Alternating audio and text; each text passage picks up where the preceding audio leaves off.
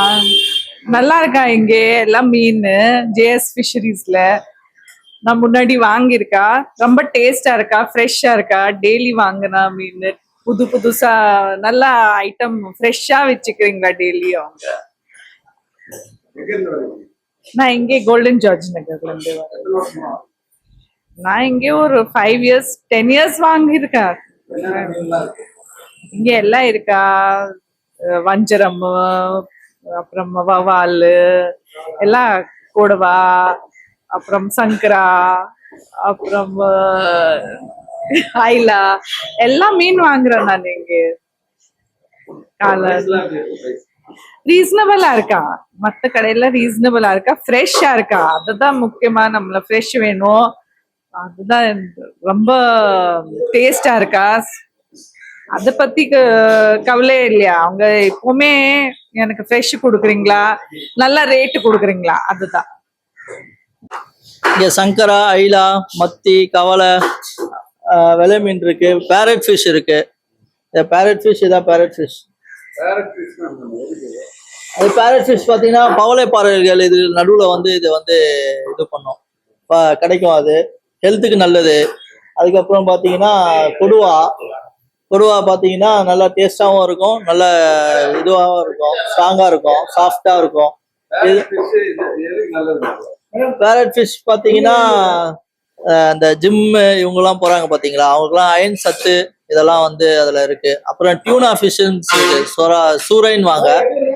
அது பார்த்தீங்கன்னா அந்த ஜிம் போகிறவங்க பாடி இது கொஞ்சம் வீக்காக இருக்குது அப்படின்னா அது கொஞ்சம் அயன் சத்து அதெல்லாமே இருக்கு. அப்புறம் பார்த்தீங்கன்னா எறா பார்த்தீங்கன்னா பெருசும் இருக்குது, சின்னது இருக்குது. அப்புறம் பார்த்தீங்கன்னா லேடி ஃபிஷ் பார்த்தீங்கன்னா வெள்ளைக்கிழங்கா. இது வெள்ளைக்கிழங்கான்னு சொல்லுவாங்க. இது விட்டமின் ஒமேகா 3 இருக்குது அதில்.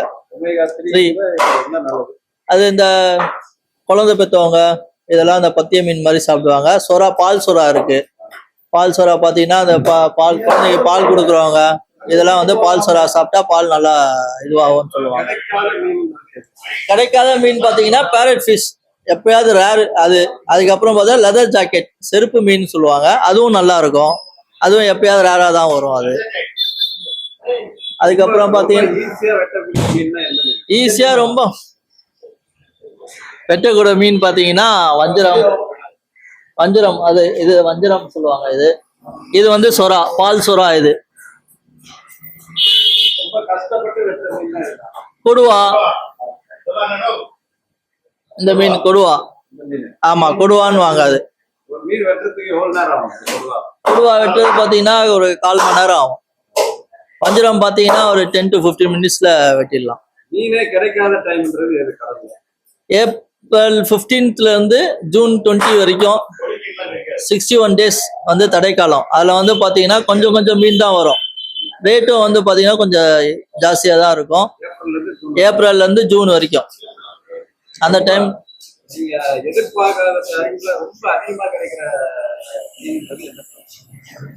சங்கரா பொடி மீன் தான் கொஞ்சம் அதிகமா கிடைக்கும். பெரிய மீன்லாம் கொஞ்சம் தான். மார்க்கெட்ல தரமாட்டாங்க நம்மளுக்கு மீன்லாம். கடல்ல பாத்தீங்கன்னா ஆழ்கடல் தூரத்துக்கு போயிடுவாங்க. அங்க போயிட்டு 1 month 2 weeks 3 weeks கழிச்சுதான் வெளியே வருவோம். ஓகே, அது அப்படிலாம் வரமாட்டோம். ஏதாவது மீன் மாட்டிக்கும். சொரா, வஞ்சரம், டியூனா ஃபிஷ் இதெல்லாம் மயில் கோலான்னு சொல்லுவாங்க. அந்த மீன் ரேரா தான் கிடைக்கும். அது எப்பயாவது தான் இருக்கும். அது நார்மல் மீன் மாதிரி தான் இருக்கும். ரேர் ஃபிஷ் அது. ஆனால் டேஸ்ட் நல்லா இருக்கும் அது மயில் கோலான்றது. அதுக்கப்புறம் கேரான் வாங்க. ரெட் ஸ்னாப்பர் அது எப்பயாவது தான் வரும். ரெட் ஸ்னாப்பர் அது கொடுவாவோட இதுவும் சேர்ந்தது.